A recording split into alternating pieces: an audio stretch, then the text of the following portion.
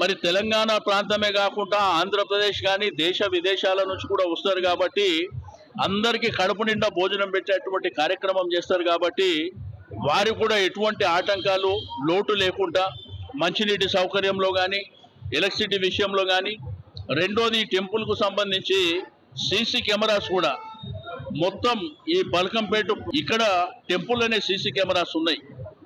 Police department ఎప్పటికప్పుడు monitoring చేసుకొని ఆ కార్యక్రమాలను చేసుకోవడం జరుగుతుంది. నేను అందరికీ రిక్వెస్ట్ చేస్తున్నా, ఇది రాజకీయాలకు అతీతంగా కుల మతాలకు అతీతంగా జరిగేటువంటి గొప్ప కార్యక్రమం కాబట్టి మన అందరము వచ్చే భక్తులకు సహకరిద్దాం. లక్షలాది మంది వస్తున్నటువంటి భక్తులకు మన సేవలు అందిద్దామని చెప్పి నేను ఈ సందర్భంగా తెలియజేస్తూ, మరి తప్పకుండా మీడియా కూడా పూర్తి స్థాయిలో సహకరించవలసినటువంటి అవసరం ఉన్నది.